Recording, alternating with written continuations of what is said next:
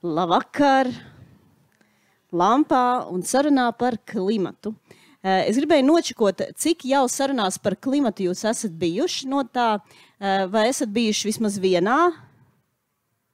Jā, kas ir bijis 3? Aha, 5?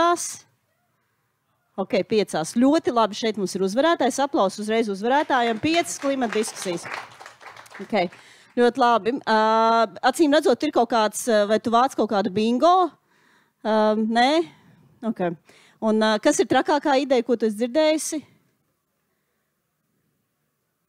Ok, nu labi, varbūt šī būs tā diskusija. Mēs virzīsimies tajā virzienā. Mēs cepināsim vairākas klimata rīcības. Un es gribētu teikt, ka mums šajā diskusijā kopumā nav pilnīgi nekādu robežu. Mēs varam izdomāt dažādas risinājumus. Es mūsu diskusijas dalībniekiem aicinātu prioritizēt klimatu. Un varbūt pārējās lietas nav tik svarīgas. Un tā kā man tagad ir mikrofons, es pilnīgi redzu, kā jūs visi saviebjaties. Bet redziet, kā tas ir, cik forši ir būt vadītājiem diskusijā, var darīt nekomfortablas lietas arī citiem. Mani sauc Džeims Sudraba, un tad es vadīšu šo te diskusiju, un mēs sāksim bišķīt vēlāk ar nelielu prezentāciju, bet es gribu jūs iepazīstināt ar mūsu brīnišķīgajiem runātājiem. Sākšu ar Māju Krastiņu, kas ir aktīviste. Maija, kā tev liekas, kas ir tāda no tavām aktīvismu lietām, tāda lieta, kas visvairāk sadusmo citus cilvēkus?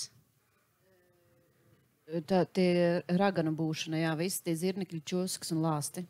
Ok, jā. Tie, ko tu uzliec? Nu, to mēs nezinām. Tas kā, kurš jūtās, uzliek, noņem, piešķir, iedod, kā kurš jūtas, jā. Galvenais ir ticēt raganai, jā. Ok, jā. Labi, ļoti labi. Tad mums ir Andris Kulbergs, viņš ir 14. Saeimas deputāts, ko mēs uzreiz varam nojaust pēc tā, ka viņš ir uzvalkā šeit, ja ieradies. Aplaudējam par to, ka nav šlipses, ja? Tas jau viņš jau nav komforta zonā. Jā, viņš jau ir ietaupījis, jā, uz to lieko apģērbu. Un es gribēju jautāt, kā tev šķiet, kas ir klimatam visnedraudzīgākā lieta, ko dara Saeimā?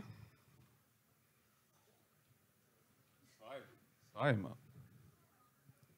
Daudz diskutē, maz dara. Bet tas uz klimatu gandrīz nekādu ietekmi neizdara. Jūs, jā, ļoti labi. Es domāju, man šķiet svarīgākais ne tikai Saeimā, bet, manuprāt, klimata diskusija bezjēdzīga. Ir pilnībā bezjēdzīga. Viss, kas te izmetama, ja mēs neatrisinām jautājumu, kas notiek Ukrainā. Tāpēc es domāju, karš ir pilnīgi lielākais ienaidnieks klimatam, visiem mērķiem, ko mēs pildam. Paldies. Paldies. Un tad mums ir Sandris Mūriņš. Man ir jāņem lapa, lai izstāstītu jums, ar ko viņš nodarbojas. Viņš ir inovators, inovāciju un ilgspējas sociologs. Un tad ir paplašinātas mūzikas influenceris. Tā kā pašpasludināts vai citi tā kā arī to? Tev mikrofons jāņem. Tad, Restī, tu prasīji par to pēdējo, vai ne? Nu, par to pēdējo, par tiem pārējiem. To pēdējo, ir tāda solista Latvijā dziedātāja Helēnas Rokina. Tas bija viņas apzīmējums, un viņa to izdomāja. Man ir YouTube kanāls, man ir blogs, un man ir savi sekotāji Facebookā. Ok. Ļoti labi paplašinātā mūzika. Mēs arī šeit tātad paplašināsim savas idejas par to, ko varētu darīt, lai glābtu mūsu planētu, vai varbūt arī, ka nevajag viņu glābt īstenībā. Tā arī varētu būt opcija, vai ne? Jo tiek plānoti tie ceļojumi uz Marsu. Galā varbūt mēs te visi jau esam sačakrējuši, varbūt vienkārši IKP ir tam jāvelta. Nu tā, parunāsim par to, kas tad notiek un kāda ir situācija. Man ļoti patīk šis slaids. Es nezinu, vai jūs zināt, bet ir tāda viena no spēlēm, kur cilvēki piedzerās, un tad viņiem rāda random slaidus, un tad viņiem ir jāstāsta, kas tur ir rakstīts. Ja? Tā kā es neesmu klimata speciāliste. Nē, es jau zinu, kas tur būs, bet man likās, ka varētu būt interesanti vienkārši kādam, kas garām iet pajautāt, kā jūs to redzat, kas jums liekas, kas tur ir. Bet nu, mēs redzam, uz ko tātad uz šiem te, uz gāzes emisijām vislielākā ietekme ir pārtikai, transportam, dažādiem pakalpojumiem, mājoklim arī, un netik liela, piemēram, tādai lietai kā apģērbam. Nu, un tad mēs šeit arī redzam šo brīnišķīgo plānu. Man patīk tas nākamais grafiks, kas parāda tādu saulainu nākotni. Nu, konceptuāli, ja mēs pieturētos pie šī, tad mēs arī varētu vienkārši iet tālāk dzert tālu, jo, kā redzam, līdz 2050. gadam viss jau ir saplānots un būs labi, bet laikam tomēr nē. Ja mēs paskatāmies uz to, kādas tad ir tās dzīvesveida rīcības, kas izdara vislielāko ietekmi uz klimatu un ko mēs varētu darīt nedaudz labāk, tad mēs varētu sākt ar uzturu, vismaz nedaudz pastāstīšu. Tad pirmais ir pārēj uz augu valsts diētu. Tad cik no jums ir gatavi atteikties no gaļas? Paceliet rokas. Cik no jums būtu gatavi uzlikt 70% akcīzes nodokli gaļai? Okay. Un cik no tiem, kas pacēla rokas, jau neēd gaļu? Tur kaut kāda zināma korelācija ir manāma. Ja? Pārtikas atkritumu mazināšana, bioloģiskā pārtika, sezonālā pārtika un neēst vairāk kā nepieciešams. Tas ir arī ļoti svarīgi, lai mēs visi būtu tievi un skaisti. Tālāk mobilitāte, izmantot sabiedrisko transportu, braukt ar riteni un iet kājām. Tad atkal paprasīšu pacelt rokas, cik no jums nav personīgais auto. Okay, un cik no tiem, kam nav personīgais auto, dzīvo Rīgā? Nākamais ir par elektroauto, vai kādam ir elektroauto? Ļoti interesanti, kas bija šis? Hibrīds. Nu, jūs varat celt roku, jūs skaitaties pie tiem, kas tā kā ir, jā, var lepoties ar sevi. Man patīk, ka elektroauto ir aizmugurē, viņi tur tā kā sēž. Jā, tur ir uzlādes stacija, acīm redzot tieši tā. Dzīvot tuvāk darba vietai, braukt auto koplietošana un kopa braukšana. Tālāk mājoklis, samazināt iekštelpu temperatūru, kas mūsu ziemās ir tā kā viena tāda lieta, ko visi, es domāju, ir gatavi darīt. Pagarināt preču kalpošanas laiku, samazināt dzīves telpu, savējo nevis citu vēlams, uzlabot energoefektivitāti, izmantot atjaunojamo enerģiju. Un, ja mēs skatāmies uz atpūtu, no avio uz vilcienu, samazināt darba laiku un mājsaimniecības ienākumus. Ja jūs to dzirdējāt pareizi, par to mēs arī bišķī parunāsim, atteikties no luksus patēriņa un ekoloģiski un ētiski personīgie ieguldījumi. Nu, lūk, parunāsim par tātad 3 tēmām, par kurām mēs runāsim šodien drusciņi dziļāk. Pirmais ir atteikšanās no privātā auto, par to mūsu sabiedrībā diezgan daudz ir runāts. Tātad mēs redzam, ka transports veido 41% no dzīvesveida emisijām Latvijā. Un nepietiek ar to, ka mēs nomainam automašīnu uz elektroauto, bet visefektīvāk būtu no privātā auto vispār atteikties un braukt ar sabiedrisko transportu, velosipēdu vai iet kājām. Gatavoties šai diskusijai, es sāku meklēt tādus radikālus risinājumus klimata pārmaiņu problēmas risināšanai. Atradu, ka ir tāda lieta kā eksoskeletons, ko tu vari uzvilkt uz kājām, un viņš tā kā, tur ir baterijas iekšā, kuras tu vari darbināt, staigājot. Un likās, ka varbūt īstenībā tā varētu darīt, jānoiet tie 10 000 soļi katram mums, un pie viena var uzlādēt telefonu, lai pēc tam viņā sēdētu. Skatās ļoti labi. Tālāk. Ienākumu griesti. 20% turīgāko iedzīvotāju rada 43% dzīvesveida emisiju. Un visvairāk bagātākais 1%. Iespējams, ka efektīvākais veids, kā mēs varētu mazināt nevienlīdzību, ir noteikti īpašumu un ienākumu griestus. Līdzīgi kā tas pastāv valsts pārvaldē. Un tagad man ir jums tāds jautājums, es gribētu, lai jūs pacēt rokas, vai jūs domājat, ka būtu jānosaka ienākumu griesti?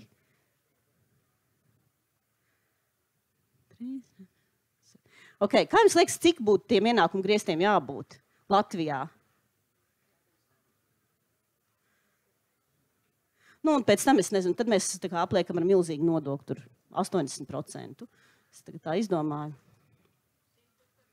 100 000 gadā. Ok, 100 000 gadā.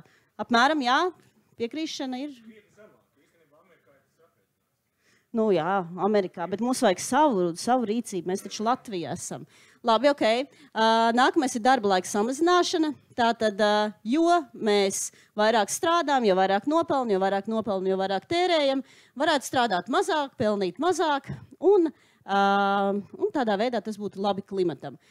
Samazināt darba nedēļu vai uz 6 darba stundu dienu vai uz 4 dienu darba nedēļu.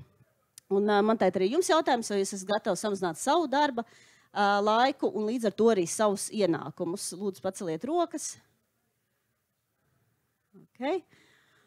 Un varbūt var pacelt rokas arī tie, kas jau to dara, kas izvēlās mazāk nopelnīt, bet vairāk, jā. Labi, nu ļoti labi, mums tāds diezgan liela gatavība uz šo ir. Dzīvojamās telpas samazināšana. Tātad lielākās dzīvojamās platības lielākoties nozīmē ar augstāku patēriņu, un pēdējos 20 gados vienas personas mājsaimniecība īpatsvars Latvijā ir pieaudzis līdz 41%, un privātmāju vīzijas joprojām ir lielas. Tādēļ arvien populārāka lieta ir kopā mājošana, tātad kopīga ēkas būvniecība, vērs mašīnu koptelpu dalīšana un kopīga maltīte ar kaimiņiem reiz nedēļā. Tātad man tagad atkal jums ir jautājums, vai esat gatavi samazināt savu dzīves platību un kopmājot? Kuri būtu gatavi kopmājot?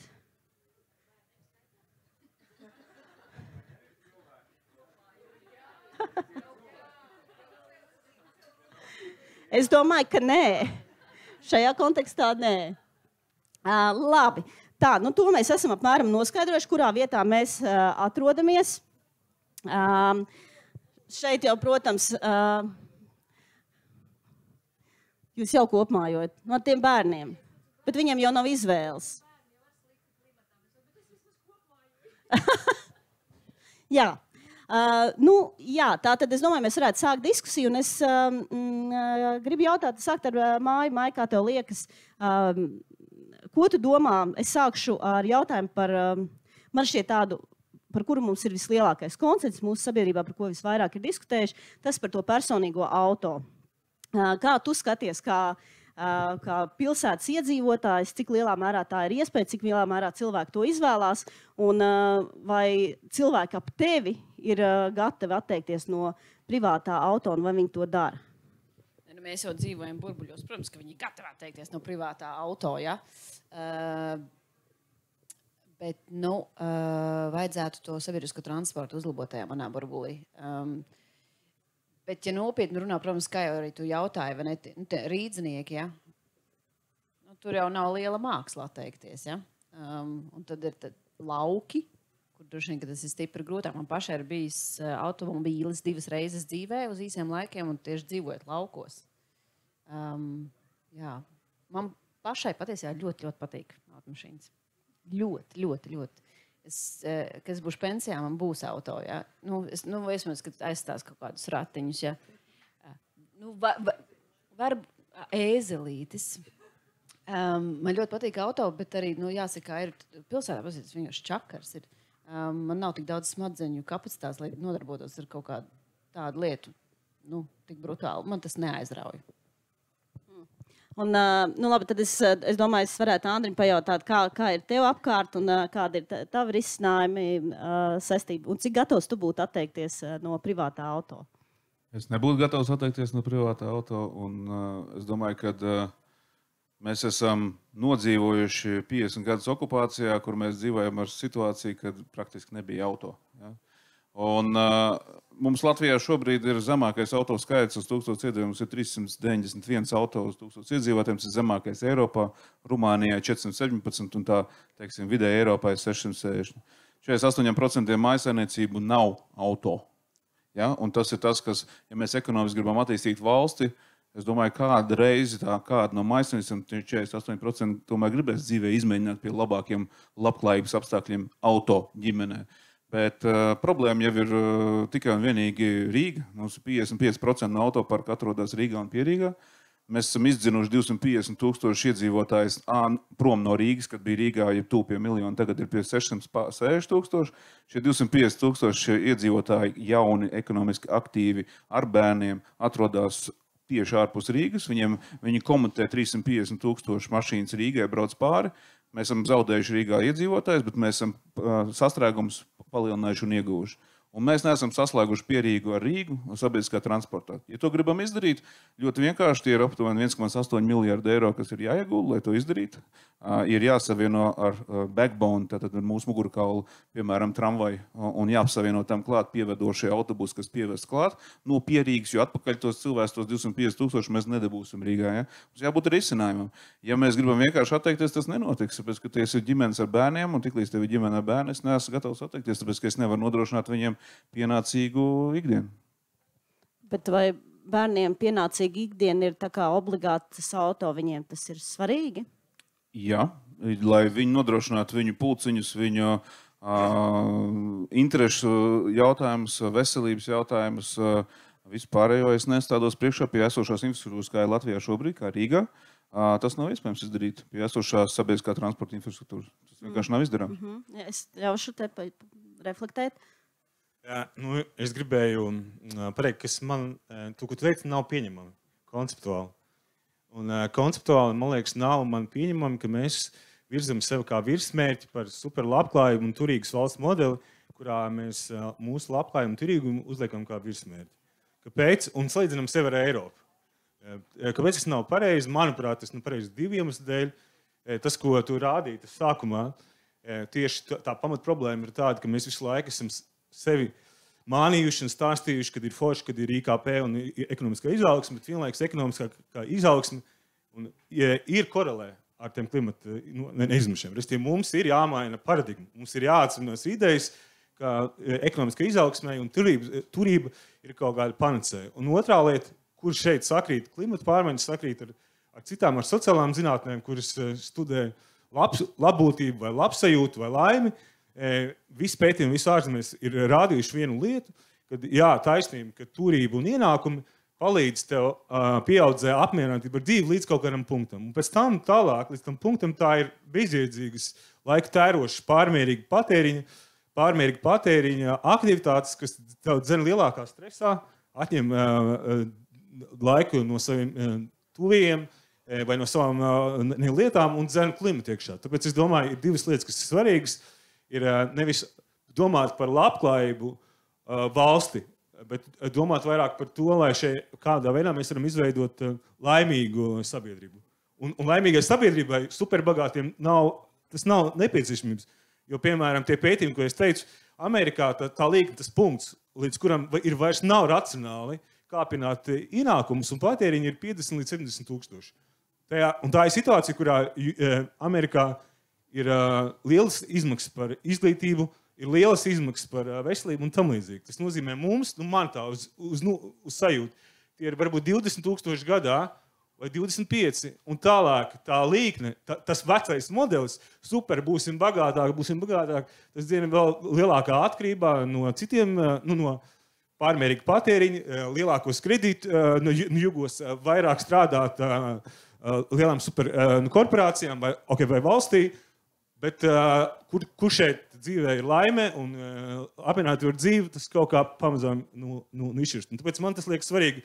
Vismaz šajā diskusijā nerunājam par labklājību valsti, bet runājam vismaz par laimīgu sabiedrību, vai vismaz laimīgu un klimatam draudzīgu sabiedrību. Tas būtu tāds mans aicinājums. Māja sākumā tad...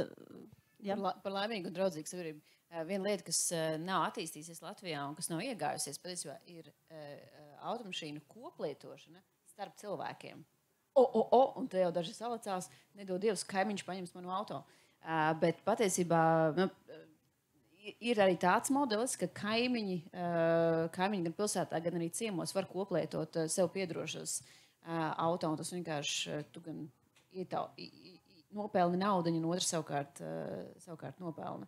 Iespējams, ka mums kā tautai, kur nav īsti tādā kaimiņu būšanā, vai nav kaimiņu čatiņš, mums ir grūtāk līdz tam rezultātam tikt, bet tas iet kopā ar to draudzīgo sabiedrību. Te bija pirms brīža viens kungs, kas stāvēja, un es viņu atpazinu kā ķīpselnieku, jo mums ir suņi, un es viņam piegāju klāt, un mēs brauksim mājās kopā, jo viņš, tā apmēram tas notiek.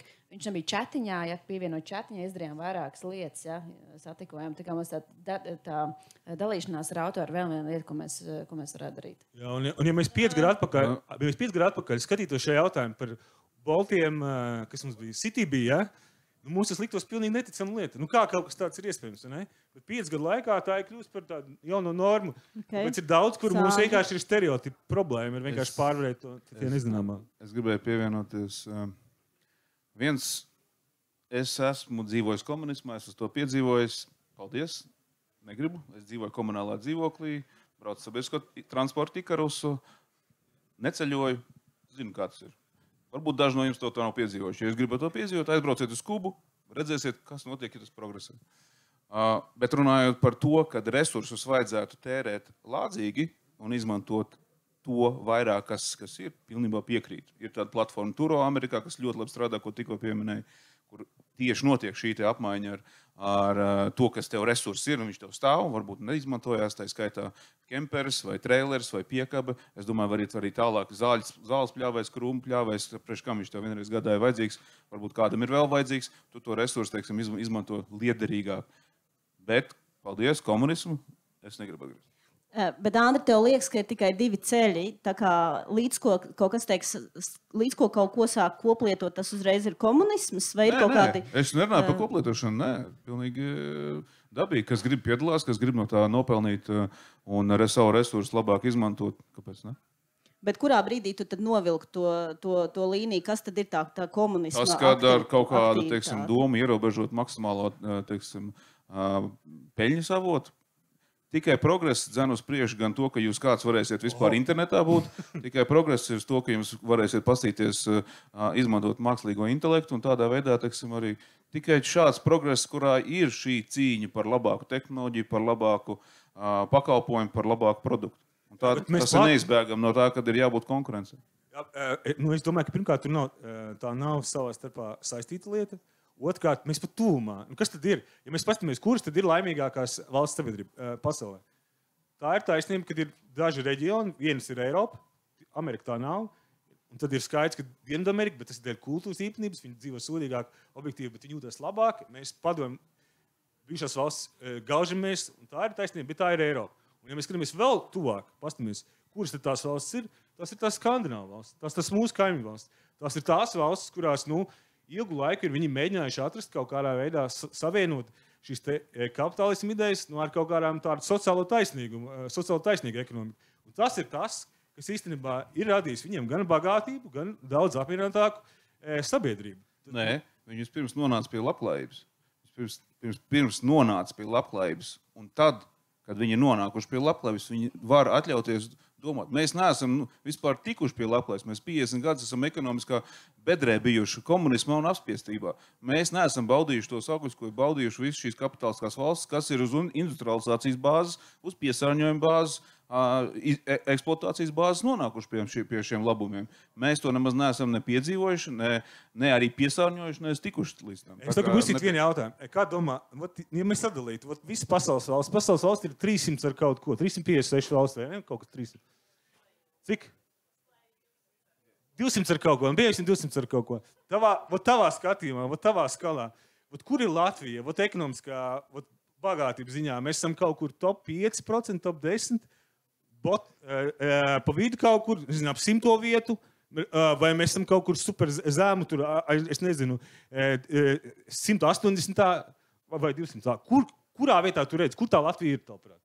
Tā, izlumot ārā nevis no Eiropas līmeņa, bet tā visu pasaules līmeņa. Ja gribu salīdzināt uz visu pasaules līmeņu, loģiski mēs esam top augšgalā jebkurā gadījumā. Jā. Bet jau mēs esam bagāti valsts, par ko te tu runā? Jā, bet priekš kam tad vajag salīdzināties ar zemāko attīstības līmeni? Es uzskatu, ka ir jāslīdzinās ar tiem, kas mums ir kaimiņos. Tieši tā Ziemeļvalstīm. Labi, tātad par to mēs esam vienojušies. Ziemeļvalsts nonāca līdz labklājībai. Mēs tur vēl neesam tikuši, atvainojiet, mīļie cilvēki. Super nabadzīgi vienmēr. Mūžos mums vienmēr būs blakus valsts, kur būs pārāks. Blakus mēs būsim super. Always catching up.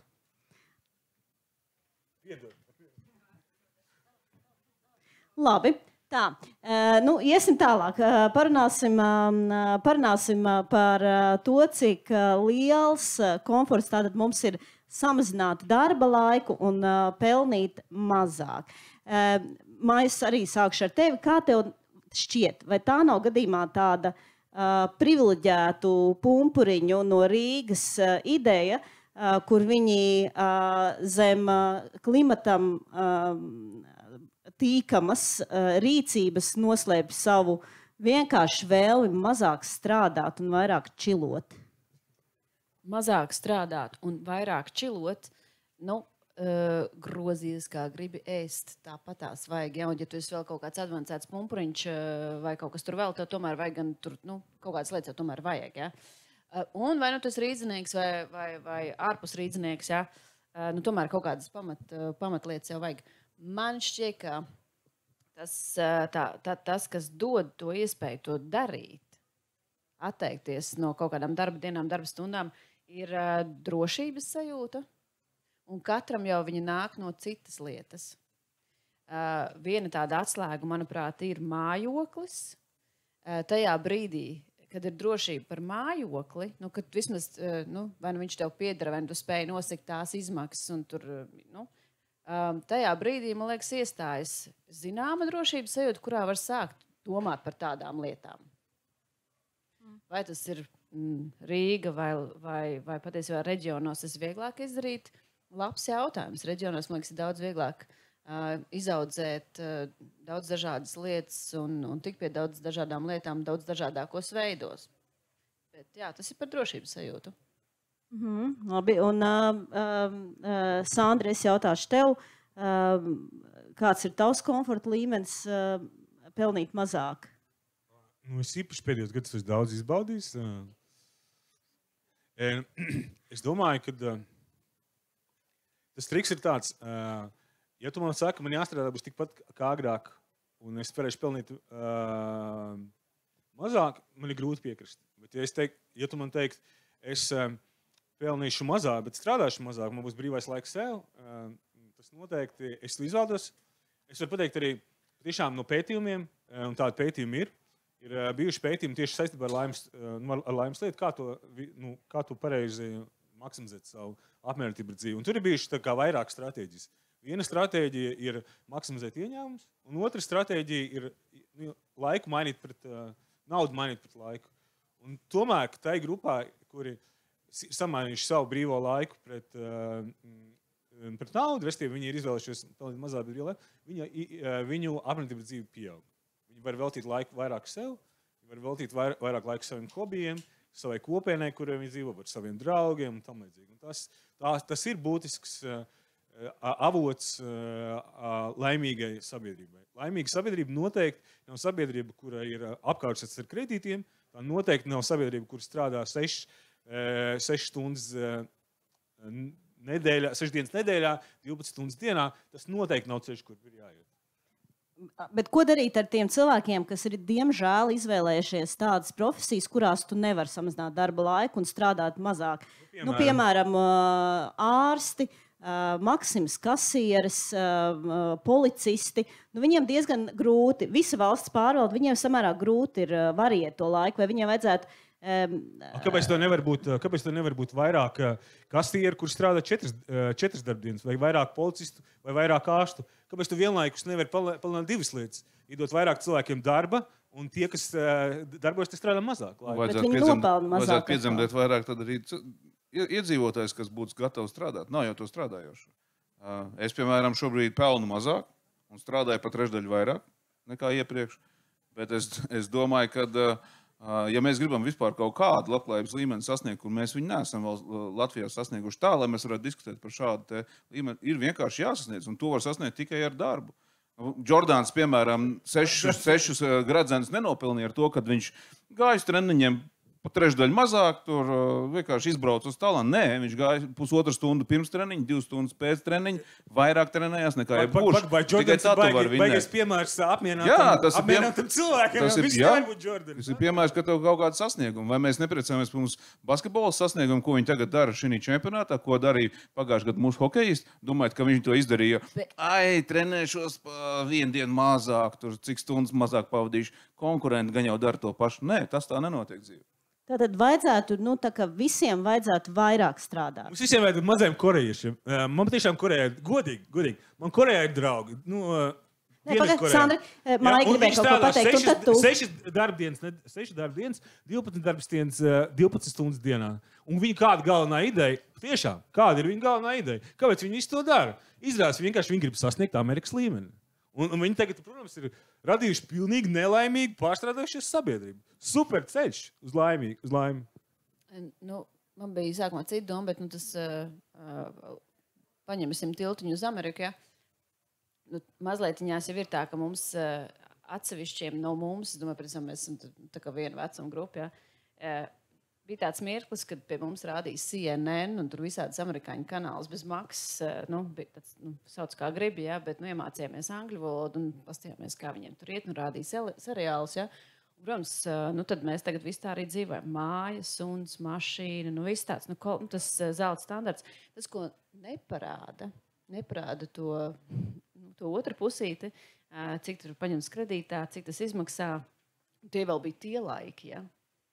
Tagad, man liekas, mēs paskatāmies uz Ameriku un uz to, kā viņi dzīvo, vienkārši šausmās saraucas piere un iekšējie orgāni. Vai nauda ir laime? Vai tu, Andri, domā, kad nopelnot, cik es nezinu, tur nopelnīsi, vai valsts sasniegs labklājību ar naudu, jeb labbūtība, laime ir sasniedzama citos veidos? Pirms viņš atbild, es gribētu notestēt šeit. Paceliet rokas, vai nauda ir laime? Vai nauda ir laime? Jā, tie, kas piekrīt, saka jā, paceļ rokas. Okay. Jā, man ir komentārs. Nauda dikti palīdz. Nice 57,000 Amerikā, dolāriem. Jā, mēs tā Andrim pajautāsim, kā tu domā, vai nauda ir laime un kāpēc Nauda noteikti nav laime, tāpēc, ka man nekad mūžā nav bijis nauda kā galvenais motivators maniem mērķiem. Tas vienmēr bijis labs blakus produkts manam ieguldītajam darbam, bet ir nepieciešama nauda, lai to izpildītu bāzes lietas savām hobijiem, interesēm, ģimenei, lai tev nebūtu jādomā par jārūp galvai, lai tu dzīvē varētu darīt lietas, kas tev patīk, tev tomēr ir vajadzīga nauda. Un es neiztēlojos šo iespēju piepildot ar, mums ir cik daudz iedzīvotāju Latvijā, kam tiešām mēs ļoti labi redzam pēc ātro kredītu situācijas pēc tiesu izpildītājiem, pēc visa, ka tās dzīves ikdiena ir no naudiņu saņem un iztērē, un nav šī iespēja ar viņu balsot par ko citu, par labklājību, par dienu mazāk strādāt vai ilgāk. Bišķiņi varbūt tādā burbulī mēs skatāmies, tā ikdiena tāda nav. Nē, es tev vēl nevaru runāt, jo tu vienreiz jau pārkāpi noteikumus, tagad tu esi sodīts, bet es tev gribēju jautāt, vai tev nešķiet, ka iespējams, ka tā ir tā patērēšanas kultūra, kas noved cilvēkus pie šiem ātriem kredītiem. Teiksim, neskatoties to, ka tātad nevar atļauties to lielo televizoru vai visu laiku jaunu telefonu, tu izjūti spiedienu uz to, ka tev tas ir nepieciešams, jo tā ir daļa no tā veiksmes stāsta, no labklājības stāsta, un tādēļ cilvēki šo dara. Tā ir mūsu naivums, izejot no Padomju Savienības, mūsu finanšu nepratība, mūsu pieredzes trūkums. Tas ir tas, kas mūs tur daudz kur noveda. Dišķibeli ļoti labi parādīja tieši to, cik mēs maz bijām izglītoti. Es domāju, pēc visiem šiem diezgan sliktajiem arī piedzīvojumiem mēs esam daudz gudrāki un redzam to arī statistikā.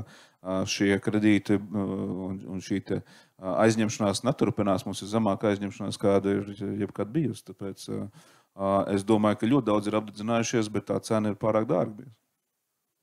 Māja? Man ir aizdomas, ka vajadzētu ieskatīties precīzos datos, lai tomēr par tiem kredītiem spriest, jo, man liekas, mums ir zema potenciālais aizņemšanās, un tur ir citi iemesli, ātrie kredīti. Ekonomika ir lielākā, bremzētājs šobrīd, ja iet runa par mūsu labklājību. Ja jūs runājat par šo darba dienas samazināšanu, ko jūs tikko pieminējāt, tad atcerēsimies to, ka vismaz katrs trešais cilvēks strādā 2. un 3. darbā.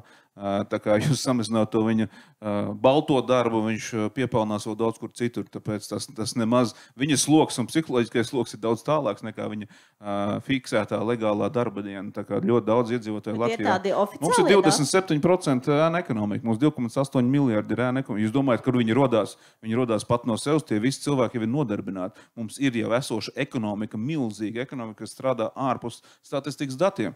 Jūs domājat, tas notiek bez darba rokām? Tas notiek ar darba rokām. Tur ir noslogot šie cilvēki, tur ir šī spriedze, noslogotā spriedze. Kāpēc? Tāpēc, ka viņš nevar ar savu pamatdarbu nopelnīt to, ko, lai iztiktu, nevis savu labbūtību vai savus hobijus piepildīt. Viņš nevar iztikt. Tāpēc viņš strādā vēl 2. un 3. darbā. Un tur viņam ir pārslodzes tieši notiek. Tur viņam nedrošība par savu nākotni un ģimenes nākotni. Andris gribēja noprecēt, tomēr, vai tie ir par 2. un 3. darbu, vai tie ir dati, vai to tu tā izsacini no tās ēna ekonomikas? Tie ir loģiski dati, izsacinot. Loģiski dati, Es zinu tos datus, es varu konkrēti arī par savu pārstāvošo industrijas var pateikt. Es zinu, cik tas ir. Jūs tur saimnes deputāti reāli raujat pa 2-3 darbiem, lai sagot galvas. Ne jau katrā sektorā tas ir atsevišķos specifiskos sektoros. Piemēram, autoservis sektorā 98% ēna ekonomika. Tas pats ir apsardze. Tas ir ļoti labi, ka tu zini, bet vai tu ziņo par to? Es ne tikai ziņoju, es to ļoti aktīvi iestājos un ļoti aktīvi šo jautājumu pat risināju. Burtiski šo piekdienu mēs šo jautājumu risinājām ar Finanšu ekonomikas ministriju. Kādā veidā šo plaisu mazināt? Nē, nevis mazināt plaisu, bet ja tu zini tos uzņēmumus, vai tu ziņo par šiem uzņēmumiem. Jā. Protams. Bet tas nedarbojas, tur neuzklausa. Tas nedarbojas, tāpēc, ka valsts ieņēmuma dienestam jau pat tur vajag armiju ar darbiniekiem, kas vispār varētu 6,500 uzņēmumus apsekot un ikdienā šo nelegālo nodarbinātību arī risināt. Tur jau ir, tā jau ir gangrēna, tur jau ķirurģiski jāiejaucas, tāpēc mēs tieši arī tā tiekamies. Jā, tagad es tev izņemu ārā no tā sarkanā laukuma. Bet man pēc tam izstāstīs tos noteikumus, es varbūt vienkārši nedzirdēju, kurš es pārkāpu. Tas tā. Nē, tu runāji, neskatoties uz to, ka iepriekš bija cits pacēlis roku, tad es teicu, ka tomēr vajadzētu Andri runāt, un tu tikai turpināji runāt. Skaidrs, labi. Tad es zināšu, tas noteikti. Man liekas, ka bija baigi forši, ko tu pateici un ko tu pateici. Es tagad mēģināšu tā kā vilkt visu kopā. Man liekas, ka tu teici, ir kaut kāds, lai tu atļautos to ekskluzīvo dzīvi sev un visiem hobijiem, ir kad mums tā cīņa par iztiku. Es neteicu par ekskluzīvu. Jā, un tu teici par drošību, ka tas ir svarīgi. Un man liekas, ka kas ir interesanti tieši šajā pētījumā, ko veica Zaļā brīvība, kas arī apskatīja šīs iniciatīvas. Viens no viņiem interesantākajiem secinājumiem bija šāds. Un tieši attiecībā uz darba laiku, ka tā darba laika samazināšana un pārējās iniciatīvas iet kopā ar valsts garantētiem pamatpakalpojumiem. Ja tu tās divas lietas savieno kopā, tu atrisini tās lietas. Un ko viņi ar to saprat? Kā es pareizi sapratu, ja ne, tad varbūt brīzgi var kaut ko restīvi vai piebilst vai koriģēt, ja es kaut ko nesapratu. Ir kaut kāds noteikti valsts pakalpojumu grozs, ko mēs kā ik viens individs saņemam pavēlti. Tas varētu būt, piemēram, pavēlti. Tas ir pavēlti. Nē, tas ir pavēlti. Restīvi, ko mēs saņemam pavēlti? Mēs saņemtu pavēlti pārtiks minimumu, ja mums nav. Mēs saņemtu izglītību, veselību un sabiedrisko transportu. Un mājokli. Labi, sūdīgi, bet kādu ir kaut kāds sociālais mājās, kurā mēs dzīvot. Un ja mēs to izdarām, tad īstenībā mēs esam radījuši mūsu sabiedrībai to drošības pilvenu. Un tālāk, tā drošības pilvenu, katrs var atspērties un meklēt to savu veidu, kā dzīvot to piepildīt dzīvi.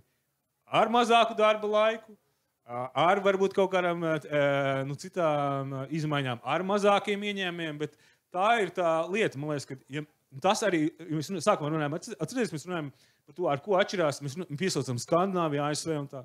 Un viena lieta, kas ir gan Skandināvijā, gan Eiropas Savienībā kopumā, kāpēc mēs esam tas reģions, kurā mēs esam.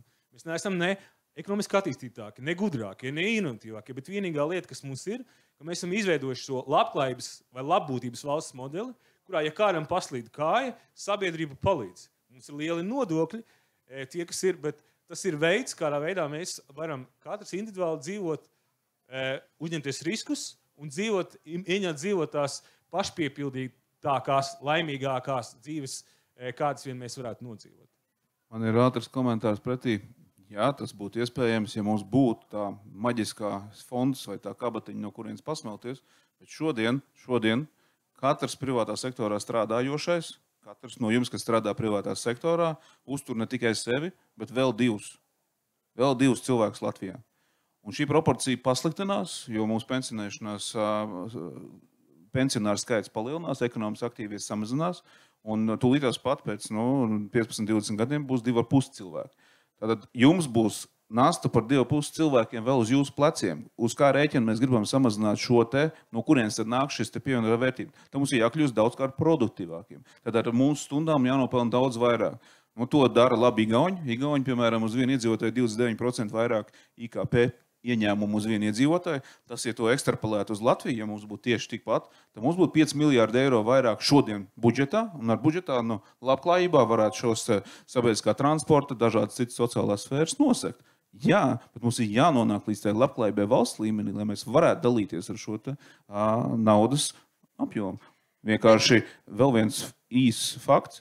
Apvienoto nāciju pētījums, kurām ir ielikts iekšā mūsu demogrāfijas dati, 2044. gadā, tas ir pēc 20 gadiem, no šī brīža 1,8 miljoniem iedzīvotāju, mūsu iedzīvotāju skaits būs 1,46 pa 340 tūkstošiem iedzīvotāju mazāk. Iedomājieties par tik mazāk, vēl novecojušies faktors lielāks ar pensionāriem, mazāk ekonomiski. Šo mēs zinām visu. Jā, bet tas, kas notiks, mums esošās infrastruktūras, kas ir mūsu valstī, visas esošās, kuras jau tā ir dārgākās Eiropā, dēļ vienkārši iedzīvotāju skaita, kas viņas izmanto, kļūs vēl grūtāk uzturēt. Tātad kā mēs to taisamies īstenot? Man ir piedāvājums, jo tā produktivitātes paaugstināšana skan riktīgi labi. Bet es vismaz 20 gadus klausos katrs deputāts, tas ir tas badge of honor, ko viņš nesā vienmēr, ka vajag to produktivitāti veicināt, bet kaut kā nesanāk. Nesanāk, mēs varētu vienkārši realistiski pateikt, mums nesanāk to produktivitāti veicināt, ko mēs varam darīt. Infrastruktūras problēmas, tā ir tā kā reāla lieta, tas izsūc naudu. Vai daram tā, visus cilvēkus no Latvijas pārvietojam uz Rīgu, viss pārējais ir Nordic Safari. Tur tā kā lāči staigā. Nē, bet tur, diemžēl, ir tie cilvēki, viņiem vajag tos reģionālos autobusus, viņiem vajag tos vilcienus, viņi tur sūdzās kaut ko. Mēs visus pārvietojam uz Rīgu, klimatam labāk, ritīgi investējam sabiedriskajā transportā, viss kļūst par milzīgu mārupi, bet par milzīgu mārupi ar ietvēm. Tāpēc, ka mēs we care. Un tādā veidā šo problēmu atrisinām. Maija, are you in? Jā, es gan atļaušos personīgi tādu piezīmi. Man sūta dzīvot uz mežu, līdz ar to tas man neatiecās. Bet jā, 15 minūšu pilsētā ļoti labi, jā. Es pērku, jā. Bet es domāju, kunga pateiks. Jā, Sandra, ko tu domā? Pirmā lieta, es pateikšu, ka okay, man produktivitāte un klimatam draudzīga ekonomika, tas nav savienojums. Mēs ejam tā kā pilnīgi, vienkārši, mēs ejam tā kā atšķirīgos ceļus. Es saku laime, tu saki bagātība.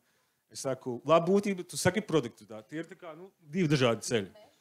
Tas ir viens. Jā. Otrs, šo visu diskusiju, tad mēs taisījām Latviju ilgspējīgu attīstības stratēģiju. Šeit, protams, bija klasisks par reģionālu lietām. Ne? Kas bija interesantākā lieta, arī, vai ne, kas tā, ja skatās vēsturiski atpakaļ, tie vairāk kā 20 gadi, pamatdiskusija, protams, bija reģionāla attīstība, toreiz pasaudējais bija reģionāla attīstības, toreiz bija Rapluna, es atceros, jā. Un kāds tikai spoku projekts pēc tam netika zīmēt, un pirms tam netika zīmēt, kā tos reģionus attīstīt, un izrādās atnāca Covid, un viņš iedeva mums to recepti. Vai ne? Attālināts darbs. Un cilvēki atgriezās laukos un bija laimīgi un dzīvoja, kur viņi grib. Tāpēc man šķiet vienkārši daudzreiz tās lietas, kas ir, ka mūsos ir kaut kādas mentālās barjeras meklēt, pārvarēt, pielāgoties, meklēt risinājumus. Un tas ir tās bremzes. Izkāpt no vienas paradigmas, otrā. Šajā gadījumā izkāpt no produktivitātes, izaugsmes paradigmu uz laimīgu sabiedrību. Un vienkārši, tas ir tas, ko es gribu teikt. Es gribu par Sandru tev pajautāt. Es redzēju daudz ļoti laimīgu cilvēku vienā mazpilsētās, ko es biju aizbraukusi. Tātad tie bija cilvēki, kas saņem šo, mēs viņu varētu tā ciniski saukt par nenomiršanas pabalstu. Tātad tu vari izdzīvot. Tā nav tāda ērta un forša dzīve, bet nomiris tu neesi. Ja? Un tas ir tas, ko tev valsts un tev ir arī, kur bišķīt dzīvot. Un darbiņš tur ir, bet neviens negrib strādāt, tāpēc, ka kāpēc? Ja tev tā vai tā viss tas basics ir nodrošināts un cilvēki nestrādā, tāpēc, ka viņiem ir tāda šī atbalsta sistēma, viņiem ir tur savu māju, tur kaut kas izaug tajā dārzā, var normāli tā kā bišķīt sākt dzert jau 12. un ļoti, ļoti laba tāda labbūtīga dzīve, viņi ir ritīgi priecīgi, ritīgi laimīgi. Vai tu šeit kaut kādu problēmu redzi, vai tur viss ir ok? Jā, es to pateikšu uzreiz, bet tagad paskatīsimies nevis kā Eiropieši, bet kā no, piemēram, no ārpus, ja mēs izzūmējam, ja? Ir tāds reģions, kurā cilvēks var mācīties pa valstu naudu. Viņš var mācīties, cik ilgi viņš vēlās. Ir tāds reģions, kur tu vari būt mākslinieks un saņemt par to honorārus no valsts. Ir tāds reģions pasaulē, kurā tu vari būt zinātnieks un saņemt nevis no privātu kompānijām, bet no valsts un darīt to, ko tu vēlies. Un šos reģionu sauc Eiropa. Un tas atšķir mūs no Āzijas, Amerikas un tam līdzīgi. Un, ja tu man saki, manuprāt, kaut kur saknē, tas ir bišķi līdzīga diskusija, ne? Restīvi, mēs kaut kā Eiropa esam spējuši atrisināt šo lietu. Jā, esam spējuši, varbūt, protams, ir kaut kāda neefektīva tur starp mehānismu sadales, bet konceptuāli mēs esam spējuši radīt drošības spilvenu lielām sabiedrības daļām. Un kāpēc gan mēs nevarētu atrisināt tās mazākās, mazākā grupa lietām? Mums ir pieredze to atrisināt. Tas ir viens. Un otrs, kas ir, man šķiet, mēs vienmēr stereotipizējam, ir kaut kādi sliņķi, un viņi kaut ko nekad to negribēs darīt un tam līdzīgi. Mēs sakam, ok, cilvēks pēc būtības. Tas ir tā kapitālisms. Cilvēks vispār viņš nav motivēts strādāt. Tad vienīgais, ko viņi var motivēt strādāt, ir, lai viņš nenomirtu.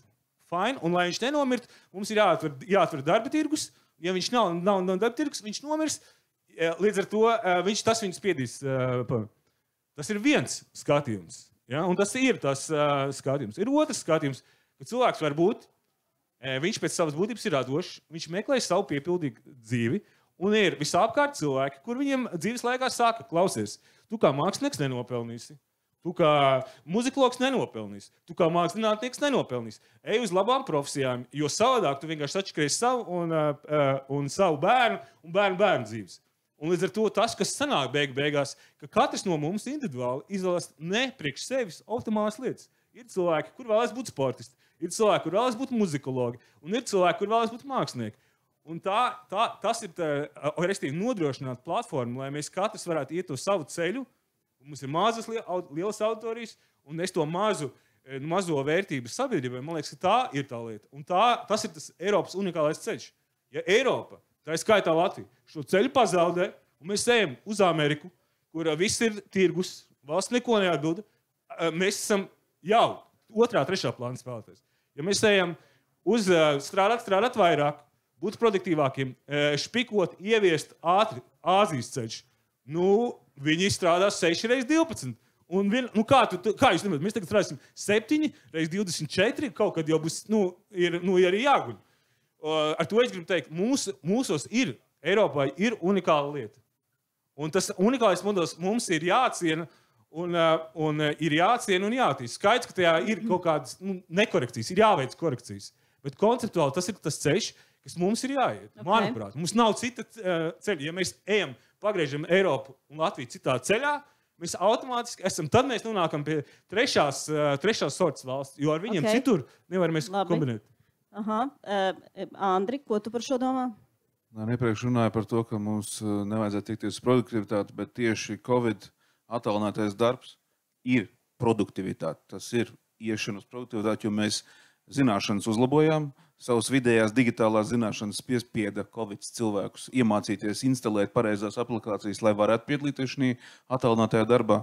Un šobrīd ar to arī nopelna vairāk, pat 15 līdz 20%. Ļoti daudz, ko šobrīd pētījumi arī rāda, kad negrib pat, kad promotē uz augstāku paaugstinājumu darbā, darbinieki nemaz negrib iet uz šo paaugstinājumu, jo tas paaugstinājums automāts nozīmē vairāk klātbūtni darbā, tātad 15-20% tērēt vairāk savus līdzekļus, lai tur, un tas pielikums plus vēl atbildība nemaz negribās. Nē. Tā kā tas ir piemērs tam, ka produktivitāte tieši cēlās. Otrs ir mūsu, ko jūs pieminējāt reģionos un tieši Latvijas statistika ar nodzeršanos un smagā alkohola lietošanu, tā ir sērga, tā ir problēma. Un viņi nenotiek no labklājības. Viņi notiek tieši no pretējās situācijas, no bezcerības.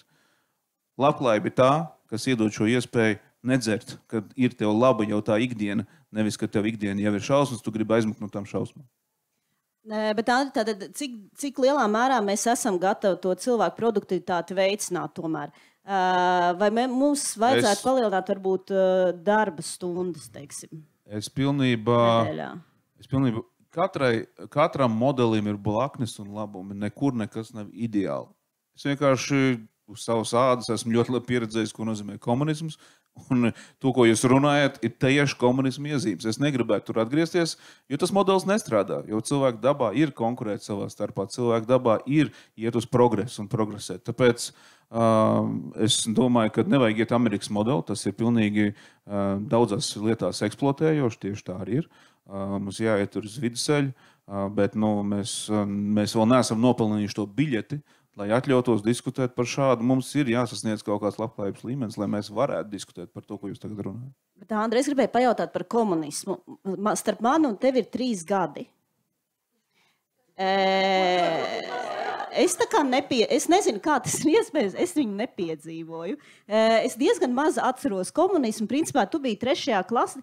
Principā, mēs esam piedzīvojuši 80. gadus, kas vispār kopumā nav tāds stāsts par radikālo komunismu. Jo tu tā radi sajūtu, ka tu tā kā jau gandrīz aiz Staļina represijas esi piedzīvojis. Diezgan labi, man pietika. Tev pietika. Es komunālā dzīvoklī dzīvoju ar 2 dzērāju krievu ģimenēm, kurš bija atņēmuši manam vecamtēvam un vecamātei visu dzīvokli. Es atceros, kā man nācās dalīt vansistabu virtuvi ar tiem ķēmiem, kuri bija... Bet ja tie nebūtu ķēmi, tu būtu gatavs ar foršiem cilvēkiem dalīt? Nekur ar Sandru? Šī gadījumā tas nebija uz nosacījumiem balstītiem uz manās interesēs. Nē, es negribu šo sabiedrību, kāda bija tāda sabiedrība, kurai viss nekas neinteresē un neredz nākotni, neredz perspektīvu. Bet tev bija tā kā 9 gadi. Jā. Man tēvs un māte iesaistīja ikdienas procesos. Mēs ļoti daudz ģimenē apspriedām tieši to, kā tas ir un kā tas būtu. Tāpēc, kad man jau bija iespējas arī dēļ tēva aktivitātēm antīkajās mašīnās arī paskatīties nedaudz ārpus Latvijas jau toreiz, piemēram, Polija, Čehija, Austrumvācija es biju un jau pašā pēc tam es labi nav trauma. Nē, tu teici vienkārši arī, ka ceļot nebija iespējams, bet izklausās, ka bija tomēr iespējams ceļot. Es padomāju. Jā, caur stūru mājas. Caur stūru mājas šo te pratināšanu, jā, bija. Labi, tātad, Sandri, parunāsim par kopā mājošanu. Es zinu, ka tā ir tāda lieta, ko tu īsteno. Pastāst vairāk par to, kādas darbojas. Vai tas ir tik traki kā komunāļņi, kā padomju laikos? Okay, es varu pastāstīt uzreiz 2 lietas. Var nobeigt bišķi to sarunu par to komunismu? Es teicu, ir regulāri, un tas notiek jau gadu desmitiem, tiek veikti pētījumi par apmierinātību ar dzīvi visā pasaulē. Un tur ar laiku protams, ir struktūrālie vai objektīvie faktori, ko ir atklājuši, un ir subjektīvie. Un objektīvie faktori tur nav baigais kosmos. Tur ir pieeja izglītībai, tur ir pieeja izglītībai sociālajai aprūpei, veselībai un brīvības. Un man šķiet, ka tu nav neviens, protams, tur, es saprastu, nav tā, ka ja tu dzīvo mazākās kvadrātmetros, tu uzreiz nelaimīgāks. Bet padomu laikā tā problēma bija tāda, ka tev tas brīvības tika atņemts. Tur ir tā korelācija. Nevajag līdz ar to nevajag sev lietas, ka tas, ka mums padomu laikā komunismā, vai ne, ka tu dzīvoji mazākos, tā bija realitāte. Mēs visi dzīvojam mazākos kvadrātmetros. Tas, ka mēs dzīvojam mazākos kvadrātmetros, tas noveda pie neapmierinātības ar dzīvi. Nē, gluži nē. Problēma bija tāda, ka mums nebija brīvības. Vai ne? Mums nebija politiskās brīvības. Mēs visi sēdējām. Labi, ne visi, man vecāki. Mēs jau tagad dzīvojam mazākos kvadrātmetros. Mums ir 78% no iedzīvotājiem dzīvo daudz dzīvokļos. Eiropā vidējais ir 44%. Mums ir stipri vairāk. Mēs jau dzīvojam telpā, par ko jūs runājat, mazā telpā. Priekš kam bija radīta Hruščovs un pārējie visi. Tieši tā iemesls pēc, katram vienkārši dzīves telpu vienalga kāda. Ja tev ģimene, piemēram, ir 3 bērni no 2, kā tu no tā mazā dzīvokļa tagad izies, tev taču ir jāņem kredīts, jāņem ir cits, tev taču ir vajadzīgs dzīves telpa, tu nevar viņu ar 3-4 bērniem. Nepārspīlējam, taču mēs jau dzīvojam mazā telpā, mēs jau salīdzinoši patērējam daudz mazāk nekā attīstītās citas valsts. Jā, bet, kā es teicu, mēs runājam, attīstītās valsts ir gājuši savu ceļu, tas nevienmēr ir laimes. Tu man prasīji par to jautājumu. Es varu pateikt, kur ir priekšrocības, kur ir... Es dzīvoju Viskaļos, tur patiešām mums ir koplietošanas co-living. Bet co-living nav nekas unikāls. Tas ir arī Berlīnē pamatmodelis, kā cilvēki dzīvo. Vācijā viņi dzīvo visi kopā. Šeit mēs vienkārši tas, kas atšķirās varbūt no Berlīnē, tur ir Tas, ka tev ir 3-4 istabas, katram ir sava istaba un kopīgā virtuve. Šeit vienkārši ir kopīgā virtuve un tev ir 40-50 cilvēki.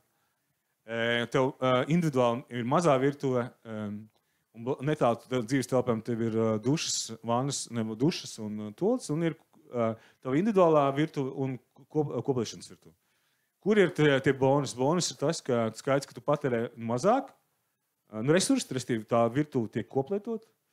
Un otrā lieta ir tās sociālajā tīkli. Tu vienmēr redzi, virtuvē var satikt jaunu cilvēkus, tu iemācies, viens iemāca vienu receptu, otrs otru, kādam vajag emocionālu atbalstu.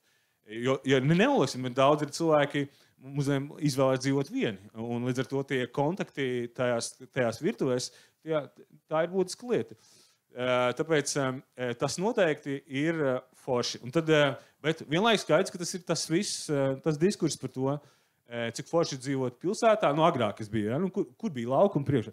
Laukos bija forši dzīvot tas, ka tu ja kaut kas notiek, tev viss viens palīdz, bet pilsētā ir tā anonīmā dzīve. Skaidrs, ka tādā koplietošanas modelē vai co-living modelē arī Berlīnē visur, kur tā anonimitāte nav tik liela. Tev vienmēr būs kāds blakus. Kādreiz tu viņiem sanāsies, kādreiz viņi par tevi aprunāsies un tā. Tā ir tā garoz. Bet tas ir efektīvāk, sociālais kapitāls lielāks un noteikti dabai draudzīgāk. Bet vai nav tā, ka Eiropā šis co-living notiek tādēļ, ka dzīvokļu cenas vienkārši ir ārkārtīgi augsts, un tā nav tāda apzināta izvēle? Vai tur ir cilvēki, kas tiešām apzināti šo izdara? Viskur es domāju, ka tie ir apzināti, bet par lielpilsētām skaidrs, ka piemēram Ņujorkā viņi jau tur gadu desmitiem tā dzīvo. Es pats dzīvoju Ņujorkā, un kad mēs bijām vienā tāda startup akcelerātors vadītājs, dzīvoja kopā, un viņam bija kaut kāds liels pasākums, jo viņam bija kādiem 35 gadi, 40 gadi, un viņam bija superliels pasākums, tā ziņā, ka viņš pirmo reizi mūžā varēja atļauties savu individuālu dzīvokli. Tā ir taisnība. Bet tāpat taisnība, kā ar to Covid, ka tas Covid ir kaut kādā apstākļi, kas mums ienes jaunas zināšanas un jaunas vērtības, tā kā tu teici, ne? Un es domāju, ka arī šeit, tā superdārgā pilsēta, kad viņi to spiež kopā un spiež racionāli izmantot to kvadrātmetru, viņi tev iedevis to bonus, to, ka tu vari dzīvot ar kaut kādu noteiktus, tu vari dabūt noteiktus šīs te kopienas sajūtu, emocionālo lietu, kas arī ir vērtība, Māja gribēja kaut ko, un tad Andris. Jā, par nākotni mazliet. Taisnība ir, protams, ka mēs dzīvojam, ļoti daudz cilvēku dzīvo mazos dzīvokļos, un tas ir nabadzības jautājums un pieejamības jautājums, bet nākotnē, kā mēs arī šeit konstatējam, mums iedzīvotājs skaits mazināsies, un pamazām jau mēs tagad redzam, kas notiek apmēram arī mūsu ģimenēs vecāki, visbiežāk mammas paliek vienas pašas dzīvot dzīvokļos, kur mēs esam dzīvojuši kopā. Dažkārt tie ir lielāki, dažkārt tie ir mazāki, un tas process turpināsies. Un man liekas, ka tas ir tas, kur vienā brīdī, un tas ir arī tas, kas notiek ārzemēs, ka tajā vietā, kur reiz dzīvoja ģimene, notiek tad tā kopā dzīvošana, jo mājas vai dzīvokļi kļūst par lielu, tas ir, dzīvot jau tur viens vari. Bet tā ir patiesībā par logu izmesta naudu, ja tur jāmaksā par šausmīgi daudz par enerģiju, par elektrību, tur es nezinu, malka un viss kaut kas, un atkal ir tiešām tas vientulības arī aspekts. Un tajos kopā dzīvošanas tādos ciemos vai mājās, vai kā viņas tur var nosaukt, man liekas, ka ir nākotne, un mēs patiesībā noteikti varam būt viens tāds reģions, kas to piedāvā ne tikai attīst paši sev, bet ņemot vērā klimata pārmaiņas, iespējams, ka Latgalē varētu tapt, Latgala varētu būt vieta, kur kopā dzīvo arī dažādu citu valstu ļaudis, kuri būs kļuvuši par klimata bēgļiem, piemēram. Bet tur mēs neiesim labāk. Šodien mēs varbūt šajā diskusijā. Mēs neesam īsti gatavi, šovakar, bet tai kopā dzīvošanai ir daudz priekšrocību. Protams, vienmēr būs cilvēki, kas gribēs dzīvot viena, es esmu viens no tiem, bet kopā. Es dzīvoju tagad mājā, kurai 10 dzīvokļi. Man liekas, nekas labāks pasaulē neeksistē, jo zāli pļauj 10 cilvēki, naktī pie boilera, kad viņš saplīs, stāv 3 cilvēki un tā tālāk. Vienmēr cikot, tev vienmēr pat ja visi sapņo par tām individuālajām mājām, bet arī tas ir čakars, ir daudz foršāk to darīt ar 10 cilvēkiem kopā. Man ir jautājums, cik jums ir bērni? Man nav bērni. Lūk. Tad, kad būs bērni, jūs sapratīsiet, kāda ir atšķirības starp kopdzīvošanu un nav atšķirības. Man ir 3 bērni, es zinu, ko tas nozīmē, un es viņiem gribu nodrošināt pilnvērtīgu ģimenisku dzīvi. Mums pietiek socializācija savā starpā, ka mums pat es labprāt gribētu vēl vairāk šo socializāciju ar kaimiņiem, ar draugiem, bet man ir jābauda un jāpavada ar ģimeni šis laiks. Bet tu reklausies ir izcinājums.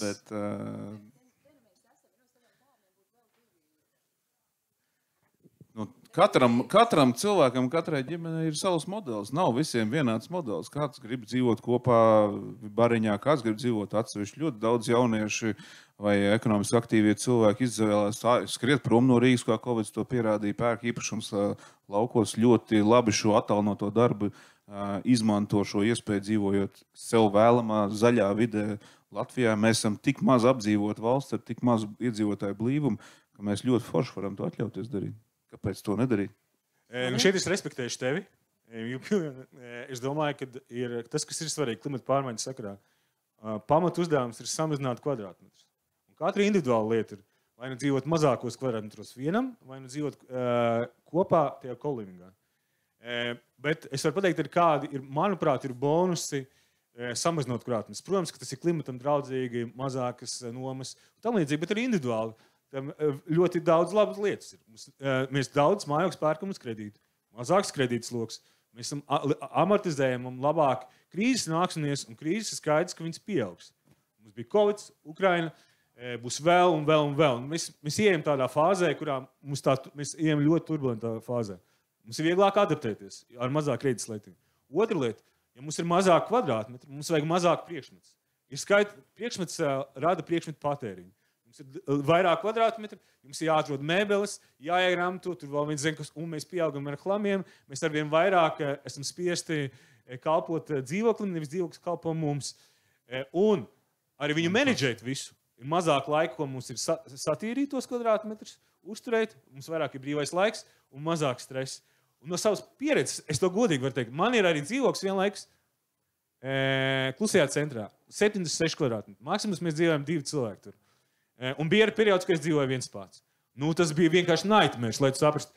Es, varbūt ikdienā es uzturējos 10 kvadrātmetros, bet par 70 kvadrātmetriem es maksāju katru mēnesi man bija jāmaksā par 70 kvadrātmetriem. Gan bankai, gan Rīgas siltumam. Un es domāju, joptikās, es tur pat neeju iekšā. Un katru mēnesi tas tā kā, verdzības nodoklis. Un es domāju, ka tas, kas ir svarīgi ir vienkārši atrast veidus katram individuāli no klimata pārmaiņu viedokļa, kādā veidā samazināt kvadrātmetrus un vienlaikus to iekļaut laiku, varbūt ar resursi veltīt pieredzes ekonomikās, pilnveidoties sevi, vairāk pavadīt laiku ar draugiem. Tas man liekas, ir tas tur. Bet tas var būt gan individuāli, gan kolīvingos. Tas gan. Tas ir katra brīvi izvēle. Piemēram, man lielākais nightmares ir manas sievas šī siltumnīca. Ja? Man tur ir sanāk dārgākais tomāts un gurķis Latvijā, bet tas ir sievas hobijs, tas viņai patīk, tas dara viņu laimīgu un es daru viņu laimīgu. Katram ir savu šī nodeva, bet es gribēju teikt, ja mūsu diskusijas ideja ir patēriņš, patēriņa samazināšana, saules CO2 pēdas samazināšana, klimata mērķi. Mēs nevaram neaizmirst par situāciju, kad, piemēram, jūs teicāt par dzīvojamās telpas jautājumu. Ukrainā 1,5 miljonu dzīvojamās mājas ir iznīcināts šobrīd, privāti mājas. 210,000 publiskās ēkas ir iznīcināts. 135 miljārdi eiro postījums, 67,000 tikai Krievijas ar militārās tehnikas iznīcināt, kura ir ne tikai iznīcināti, bet šobrīd tiek atjaunot. Mēs visi atjaunojam lieki, nevajadzīgi, vienkārši tērējam resursus uz militarizāciju, uz aizsardzības lietām, trenējamies, apgūstam. Tur mēs patērējam tādas resursus, kad, piedodiet man, mēs katrs varētu pirkt mašīnu ar V8 dzinēju, pārvietoties 20 gadus, un viss tas nebūtu pat atsvērts vēl tagad. Kā mēs skatāmies vienlaicīgi uz to, ka katram mums vajag šeit un pieļaujam situāciju, kas tur notiek, un to vienkārši ļaujam tam notikt. Igaunijā bija ļoti labs pētījums. Viņi izpētīja, lai Ukraina apbruņot un nonāk līdz situācijai, ka viņi spēja pārņemt virsroku, ir nepieciešams no katra Eiropas iedzīvotāja, no katra jums 7 eiro gadā, tad 2 saules glāzes. Tas ir tik, cik vajag, lai Ukrainai būtu šī iespēja. Mēs to nedarām. Mēs pieļaujam situāciju. Cilvēki ir nepietiekoši atbalsta Latvijā, Ukraina un Lampās. Nē, Eiropa nepietiekoši atbalsta. Eiropa nepietiekoši. Okay. Man tev ir piedāvājums. Godīgi, es tev beigās nāks piedāvājums. Klausies, ko tu teiktu, ja tā? Mums tāpat, realitātē iestājas ir bezizaugsme. Nosacīt. Mēs jau, IKP jau ir mīnusos, vai ne? Ļoti tuvu. Un ir skaidrs, un es tev pilnīgi piekrītu drošības jautājumā, vai ne? Pilnīgi piekrītu drošības jautājumā. Klausies, ko tu teiktu tādam variantam? Ka mēs visi, valsts pārvaldes sākumā paliek tik pat darbinieki, samazinām pa 10% algas. Jums 10% budžeta deficīts jāatrod. Tad samazinām pa 10% algas. Bet pārējām uz 4 darba dienām.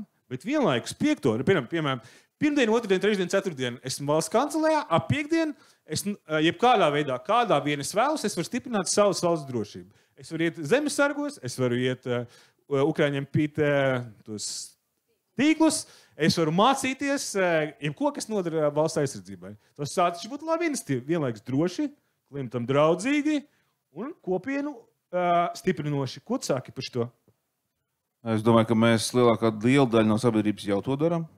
Labs piemērs ir Talsi. Talsi jau pašvaldība to ir izdarījusi. 4 darbdienas tagad strādā. Jā, 20% samazināja atalgojumu. Aizbrauc uzdod viņiem jautājumu, cik viņiem tas patīk ļoti. Gribu dzirdēt tādu reakciju.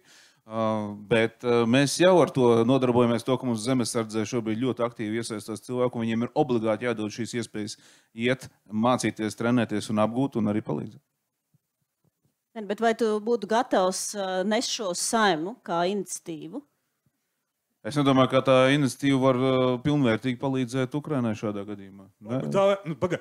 Ukrainas jautājums tas ir, mēs varam palīdzēt, varam nepalīdzēt. Tas ir, bet taču skaidrs, ka, man liekas, ka vismaz man ir sajūta, ka viņi varētu taču iebrukt arī pie mums, ne? Kā tev liekas? Varbūt mēs sākam arī bišķi tā kā par savu valsts drošību. Tā kā tieši mums vajadzētu ražot savu IKP, lai mēs varētu ieguldīt drošībā, jo bez ekonomiskās aktivitātes un ekonomiskās eksporta mums nebūs iespējams nofinansēt. Mums nebūtu iespējams nofinansēt neko, ko tu saki. Labi tā. Mēs tūlīt aiziesim citā virzienā pavisam galīgi, tad to mēs nevaram atļauties. Es gribētu, vai Maija, tu ko gribēji piebilst? Jā, mēs taču runājam par to gaļas nodokli. Mājas dzīvnieku nodokli, kaķi nodokli. Jā, mums bija pāris priekšlikumi, kā tomēr līdz tam tikt. Jā, un es domāju, ka mums ņemot vērā, Andrim tas nepatiks, bet cik mums ir skaists valstī autoparks, ja, es tomēr redzu, ka tur arī ir iespēja mazliet paspēlēties ar nodokļiem, es teiktu, ja. Man šķiet, ka mums, lai sabalansētu kaut kā to labbūtību, nabadzības mazināšanos un citas lietas, mums ir vēl iespēja pastrādāt pie nodokļu politikas un arī ieviest tos jaunos gaļas nodokļus. Ja runājam no auto nodokļu sfēras, mums ir uzlikts šobrīd, ja sarēķina pret to, ko viens autobraucējs ienes IKP šobrīd, mūsu nodokļi ir viena no lielākajiem Eiropā dotajā mirklī. Tātad, ja salīdzina arī Vācija, salīdzina Somiju, salīdzina arī Dāniju, mēs esam praktiski tuvu pie Dānijas nodokļu īpatsvara. Ja salīdzina, cik viens nodokļu maksātājs no autobraucējs ienes, tad mēs esam maksimizējuši jau savu nodokļu potenciālu uz mašīnām dotajā mirklī. Ja iet no tās sociālās spiediena tik, cik no autobraucējiem. To es, ka pēc Dišķibels mēs atceramies, ka bankas glāba, no kura visvairāk un visvieglāk Excelī izpildījās nodokļu ieņēmumu, autobraucējs. Tāpēc viņš nevar izbēgt no tehniskās apskates, katru gadu viņam ir obligāti jānomaksā. Variantu izbēgt nav, iekasējumība aptuveni 98% var būt. Tāpēc Igaunijas piemērs, es tikko pateikšu, Igaunijā šobrīd premjera pateica, ka ieviesīs dubultos auto nodokļus. Šobrīd gan finanšu ministrs, gan premjeras praktiski cīnās ar to, ka tiks gāsta valdība dēļ tā, kāds pretspars ir no Igaunijas sabiedrības autobraucējiem. Bet viņu nodokļi pacelti šobrīd, tas plāns pacelt ir tikai puse no tā, kas mums ir Latvijā. Puse. Labi, tas ir pa valstīm, bet klausies, es tiešām godīgi nesakoju Latvijas analīzi, bet es tiešām joprojām ticu, taču Saeimā ir autoparks, ne? Jā. Kam jums autobuss? Kāpēc jūs nevarat pāriet uz sabiedrisko transportu, uz Boltu un Citybī? Pilnībā piekrīt. Tu varētu nest uz Saeimu, Pilnībā piekrīt. Es to iniciatīvu arī sācis. Jā. Mums ir pilnīgi neliederīgi autobāzes un autobāzes skaits. Pilnībā piekrīt. Tur ir aptuveni 30% noslodzi. Mēs jau šobrīd pie tā strādājam naktī, jau tiek strādāts, tagad jau tiek tur praktiski samazināts šis autoparks, bāzēts tieši uz koplietošanas režīmu. Es pat gribētu vēl tālāk iet, ka tas būtu aplikācija, kurā vienkārši var pieteikt auto, kurš ir pieejams pūlā, nevis, ka viņš ir piesiets kādai tur frakcijai un tam līdzīgi, tam es nepiekrītu. Kāpēc tu teici, tu biji pa kapitālismu, es atceros, ne, un pa progresu. Bet, nē, ko tur izmantot? Tas nav mans privāts. Kāpēc tev vajag jaunu aplikāciju, jaunu kaut kādu pakalpojumu? Nē, tas ir vienkārši iekšējā aplikācija, bet ir jau arī tur tas jautājums arī sensitīvs, tas nav tik vienkārši. Es personīgi neizmantoju. Ja? Es ikdienā neizmantoju, man ir pašam savs transports jūtos ar to daudz veiklāks un labāk, un man nav nepieciešama nekādas kompensācijas un tam līdzīgi, bet ir deputāti ar daudz kardināli citādākiem uzskatiem, tāpēc tas nav tikai mans viena lēmums. Ja. Andri, es īstenībā zinu, ko es gribēju tev pajautāt par to kopā mājošanu. Viena no lietām, kas notika padomju laikos, ir tas, ka cilvēki kļūst tālāk viens no otra, tādēļ, ka ziņoja tur viens par otru.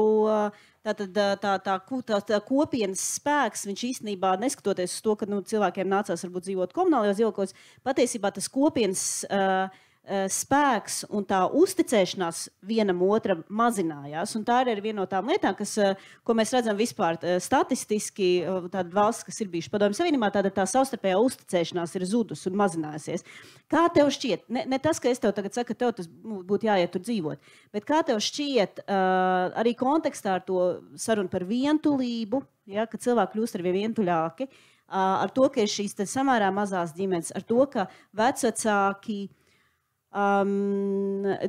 turpina ilgi strādāt vai dzīvot tur citās pilsētās un tam līdzīgi. Vai varbūt tā kopā mājošana varētu kaut kādā ziņā dziedēt varbūt to atsvešinātību, ko teiksim, mūsu paudze vai vecāki par mūsu paudzi ir iegūsi vai iemācījusies caur padomju laikiem un atbalstīt patiesībā tās ģimenes, kur varbūt vecāki ir dzīvo citā pilsētā un tam līdzīgi, caur to kopā mājošanu. Vai tu vari iedomāties, ka tā varētu būt lieta, un klimatam arī būtu labāk? Es noteikti domāju, ka, protams, ka tās ir pozitīvās blaknes, un tādas blaknes arī īstenībā bija padomju laikā. Šī te kopā būšana, tāpēc, ka visi bija mājās 4, ja, un bija varbūt labāk šī socializācija. Jā, ir plus un mīnus, es arī tam piekrītu, un arī, bet tāda jau situācija arī šobrīd. Mums ir daudz tā mājas, kur ir kopā būšana, gan ar bērnu savā starpā uzaug pagalmā un tam līdzīgi. Es domāju, ka tas ir īstenojams jau arī mūsu situācijā šobrīd Latvijā. Un tas notiek, un tas notiks. Tāpēc, kad resursi paliks dārgāki, mēs šobrīd redzam arī, cik sadārdzinās arī mājvietas kā tādas. Neapšaubām mums daudz ilgāk bērni dzīvos pie vecākiem, kā tikko te pieminēja pirms laika. Tas būs tā socializācija, būs jau daudz ilgāk, tāpēc, ka nevarēs atļauties savu mājvietu, diemžēl, jo kredīts ir dārgs. Un šo dzīves telpa paliek dārgāka. Jā, tā, tagad ir laiks jautājumiem no zāles. Es domāju, mums nevajadzētu šo iespēju laist garām. Vai kāds, varbūt arī komentārs. Jums nav, tad, ja jūs gribat pateikt komentāru, jums nav jāslēpjas aiz jautājuma. Jūs varat vienkārši pateikt, man vienkārši komentārs. Tā, bet mikrofons ir pa vidu, vai...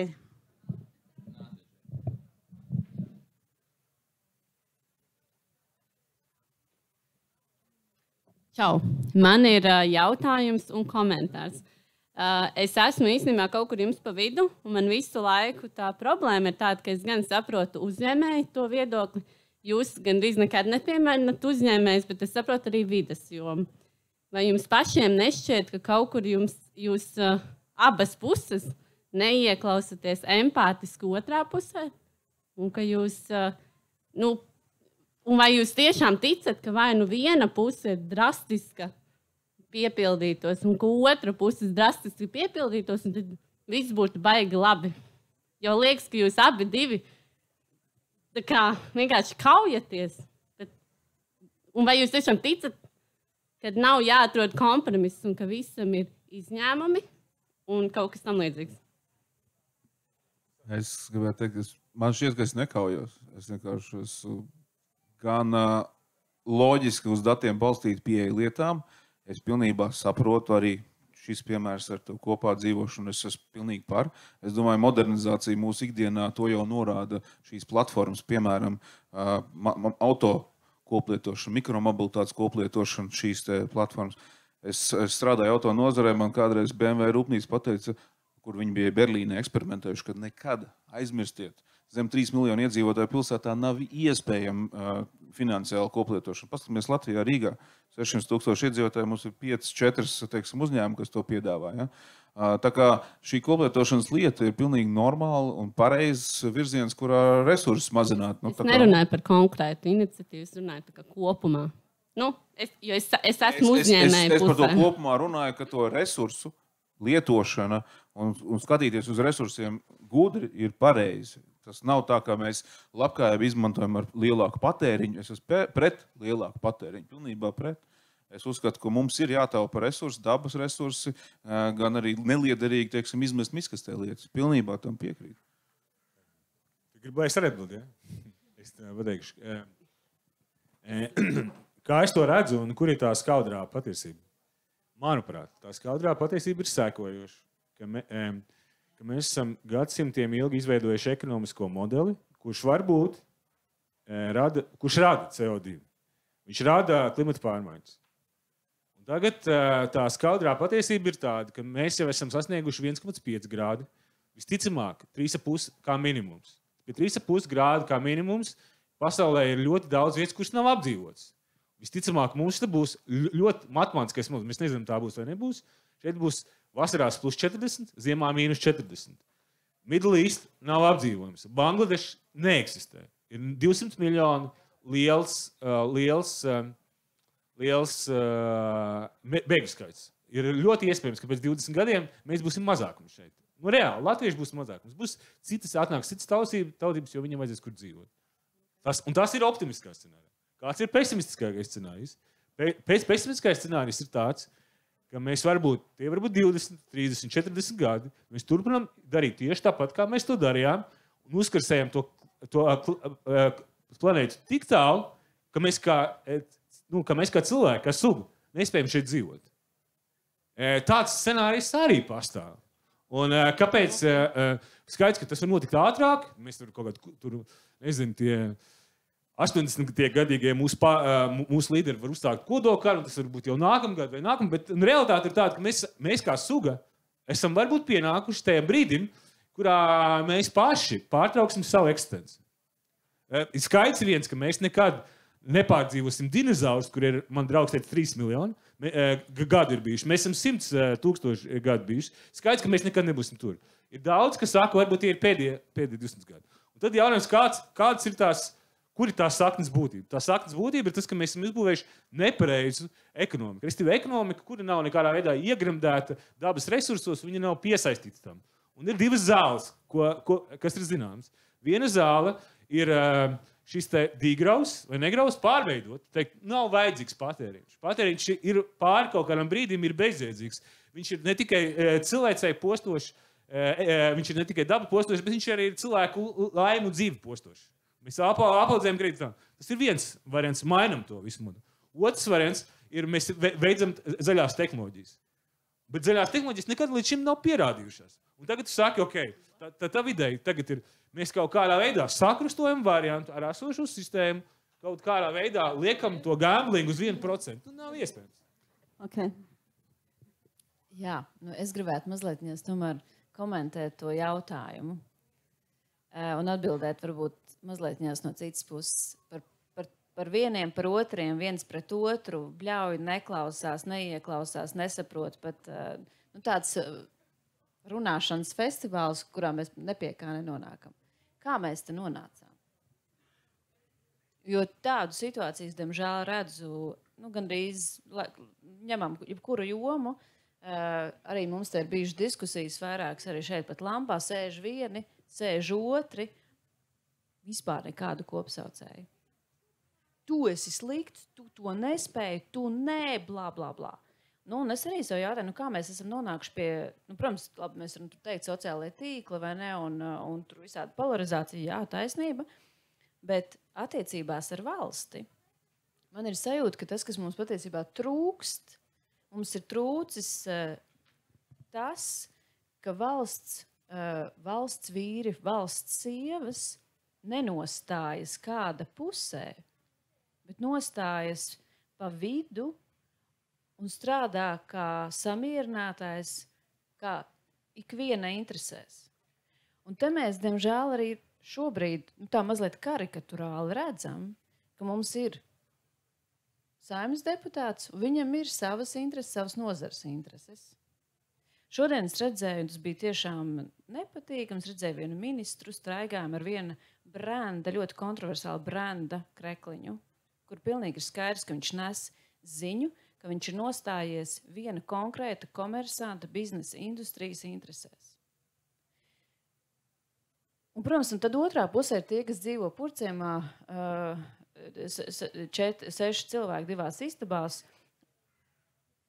ir nevalstiskās organizācijas, kurām nav naudas, ir vieni, ir otri, un pretī ir valsts, kurai interesē biznesa intereses. Tajā brīdī, kad mēs spēsim nonākt tajā vidusceļā, un patiesībā man šķiet paģēra līderus, cilvēciskus līderus, nevis tur Uber līderus, bet empātiskus līderus, uz kuru, manuprāt, iet iespējams mūsu prezidents, kad mums būs tādi līderi, tādi vadītāji, kuri spēs uzklausīt visu pušu interesi. Domāju, ka tā polarizācija arī varētu beigties. Bet, jāsaka tā, ka šobrīd cilvēku resursu šajā jomā mazlietiņās trūkst. Un tā polarizācija un arī tā cepšanās vai ņemšanās par to, ka vajadzētu tā vai mēs esam tādi, viņi, man liekas, kaut kā pilnīgi mūs padara aklus par tādu, neiet tas, nenotiek tas, vai tad blā, blā, blā. Viss ir slikti, un mēs nespējam pacelt galvu un pateikt, Covidā mēs iemācījāmies to, perspektīva ir tāda, tev ir tādas intereses, es gribētu to, tev interesē tas, ejam uz priekšu. Bet es zinu, ka jūs visi gribat vēl pišķīt par šo pareflektēt, bet es gribētu jums tādu jā vai nē jautājumu. Vai jums, un tad, lai mēs varam paņemt vēl kaut ko no zāles, vai jums liekas, ka jūs pārstāvat paši kaut kādu polarizētu viedokli, kur ir tikai balts vai melns, un esat pilnīgi pārliecināti, ka jums ir absolūta taisnība, un otrai pusē pilnīgi noteikti nav taisnība? Jā vai nē? Neviens man neticēs, bet nē. Okay. Jā, protams, jā. Nē, es neesmu balts un melns, un es neiestājos, jo nekad dzīvē nav balts un melns. Arī tā skaitā nevar uz mani teikt, ka es esmu deputāts, kas pārstāv visus 100 deputātus. Mēs esam 100, mēs katrs esam ievēlēts ar saviem vēlētājiem, kurus mēs pārstāvam. Es nevarētu būt kas nepārstāvētu vai neatbalstītu kādu industriju vai ko, tāpēc, ka tā ir mana specializācija un mana ievēlēja, tāpēc, ka es esmu tāds. Tāpat kā mums ievēl arī lauksaimnieks, tāpat mums ievēl arī prokrēvisks, piemēram, kremlinisks cilvēks. Tā mums ir tāda sabiedrība. Labi, Anta, paldies. Jautājums tur no zāles malā, bet jums ir jātiek līdz mikrofonam.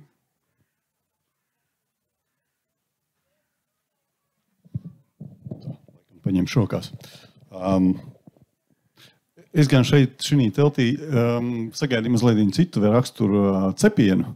Jā, jo tas, ko es redzu tajā fonā, jā, kad būs gana un klimata rīcība un 1,5%, iepazināšanās sevi, esmu Armands Liede, Latvijas jumiķu apvienības priekšsēdētājs, un esmu arī nejauši iekļuvis Starptautiskā jumiķu federācijā.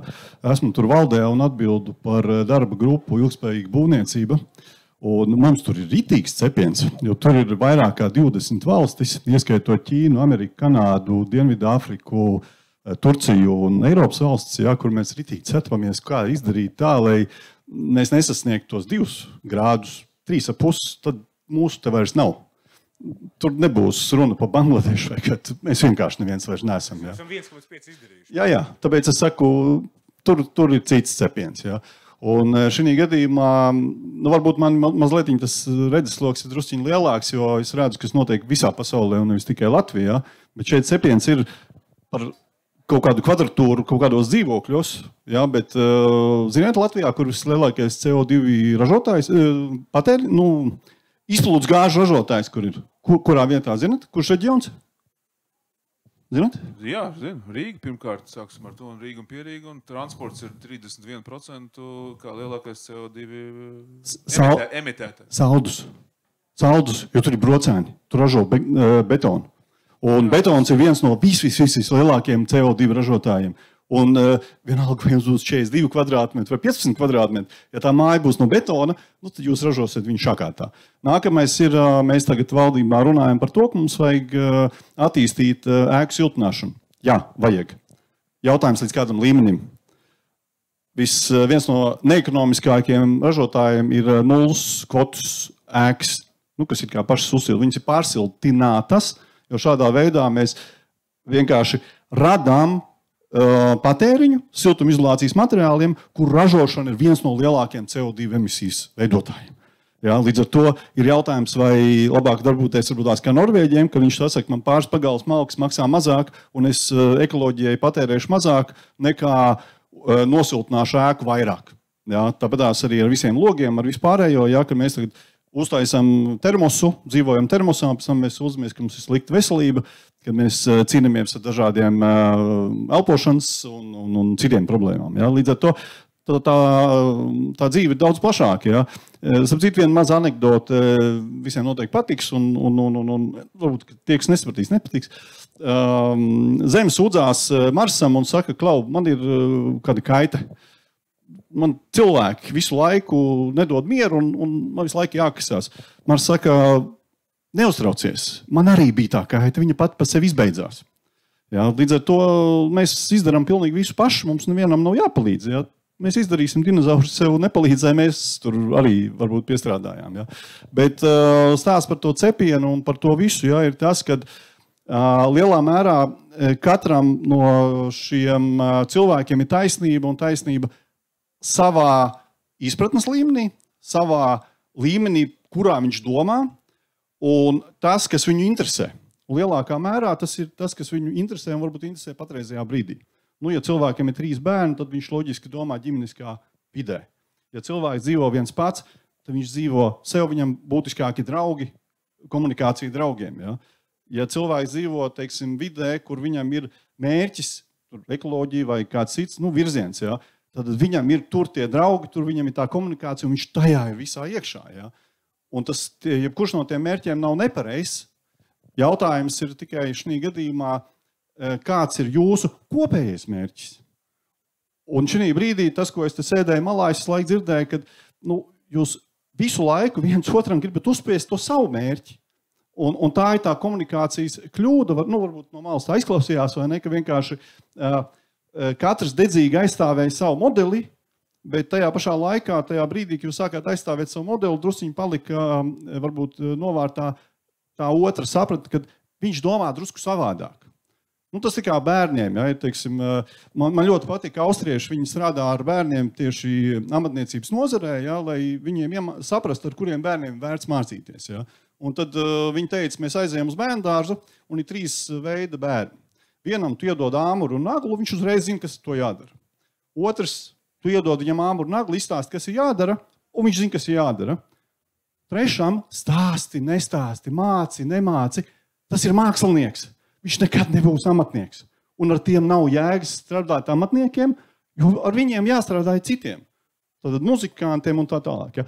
Bet, labi, šī tēma man ir baigi plašāk, jo es viņā esmu dikti līdz ausīm, bet es ieteiktu vienkārši jums varbūt tomēr ieklausīties drusciņu vairāk vienam otrā un no politiskā viedokļa skatīties uz šo jautājumu drusciņu varbūt tēmētāk, bet nevis Latvijas mērogā, bet visā mērogā, un tur mēs varam atrast diezgan daudz visu kaut ko labu. Man ir pretī tieši, ko jūs teicāt, uz uzdienas domu. Ziniet, kas ir viss un lieta, ko nerunā neviens? Kas ir viss nezaļākā lieta, ko mēs izmantojam ikdienā, un tagad arvien nenormāli vairāk? Nē. Es esmu enerģētikas tēmā ļoti iekšā. Viena lieta, ko jūs izmantojat, Google vai jūsu smartphones, katra Google search jums enerģētikā tas nozīmē uz 10 sekundēm ieslēgt kvēlspuldi.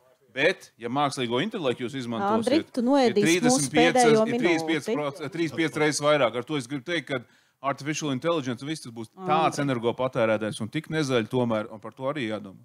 Tātad jādomā ir par visu. Es ceru, ka tā ir tā lieta, ko mēs visi būsim paņēmuši no šī. Sandra, vai tu esi Twitterī? Twitterī 2008. gadā. Jā, ok. Es teiktu tā, ka jums ir visiem trim uzdevums. Man liekas, ka cilvēkiem kopumā radās tāds sajūta, ka jūs esat tā kā bišķi strīdaties par traku savā starpā. Ka nevarat atrast to savu kopsaucēju. Tāpēc tagad mēs tūlīt beidzam, mēs noliksim mikrofons, bet jūsu uzdevums tajā trietā būs pamēģināt, nesastrīdoties, atrast, vai mēs drīkstam vēl pārlaist par, mēs nedrīkstam, vai ne? Jūs varat pamēģināt atrast kaut kādu tādu sloganu, par kuru jūs visi piekristu. Pamēģini man. Tu komunikācijas speciālists. Man ir problēma. Man šodien, labi, mēģināsim atrast. Es domāju, ka mums vienkārši... Jāatrod. Mums jāatrod. Uz kaut kādu bišķi pozitīvāku notu mums jāaiziet. Meklējam te un mums jābrauc mājās kopā vienā mašīnā, un tad mēs izdomāsim. Jo... Par zaļu, laimīgu un labklājīgu Latviju. Paldies, Dar. Dar, viss. Paldies. Aplausus lūdzu brīnišķīgiem runātājiem. Paldies jums, ka bijāt.